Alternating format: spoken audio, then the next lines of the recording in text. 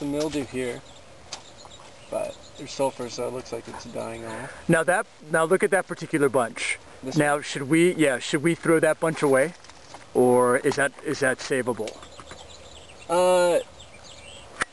Looks savable. I mean, you could prune off the parts that have mildew. So cut off the bottom? Yeah, just as a precautionary measure. And then you could use the rest. I mean, they're young vines, so it's not, you're not looking to get a lot of tonnage off of it or anything like that. So it's better to be safe now. Okay. Okay, this is a demonstration of the first crutches being used at the Blue Merle Vineyard. Go girl, go! Go! They're starting to girdle the vine. Oh, okay. Cut those off? Mm-hmm. Yeah, cut them off and put others on. Or there's this cool thing that, is Jim's the only one who sells it? Yes. Through Gym Supply. Yep. And they're biodegradable ties. They degrade, and you can get 8-month, 12-month, 16-month, and permanent. Okay. So you can put them in there, and then they dissolve by the time the vine grows enough. And on that cluster, you'll see some black spots at the bottom after the spraying. Yeah. What do you think about that? Ooh, mildew, definitely. Okay. Now, definitely mildew. Now, because it's turned black, does that mean the fungicide has done its job? Well, it's dead, but I mean, where the fungicide is on the berry, that won't develop any color or anything. It won't give you anything good in a ferment. So.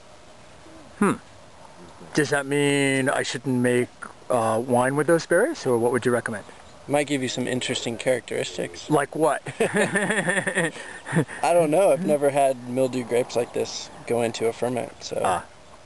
But. So we may not want to ferment them. Yeah. Powdery mildew, yeah, definitely not. If it was a good mildew, you could make some.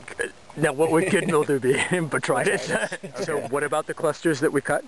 They have anything that has mildew on it. You basically want to get out of the vineyard and like off the property if possible. Okay. Because it'll be there for next year to inoculate the vineyard again with the same mildew. Okay. What if we sprayed the clusters that were on the ground? Or it's still better to get rid of them? So the best way, get rid of them. It's more cost effective to get rid of them. Yeah. But so you have a cluster like this. If you, I can't turn that. But you have your main rachis going down to your main cluster, and then you have like a wing. Yeah. So, and sometimes on younger vines too, you can just go through and cut the wings off to lighten the crop load on it. Or sometimes, like this is like the little shoulder on them, and you can cut those off too. Cut that off, right, in order to thin it. Now, how does that cluster look? Does that look usable, or? Mainly there's some stuff some powdery mildew inside of it, and on the back side, but most of the berries look good. So we might be able to make wine with those. Oh, you can make wine with it. Yeah, and will it be any good? Who's to say that? I don't know. Could be.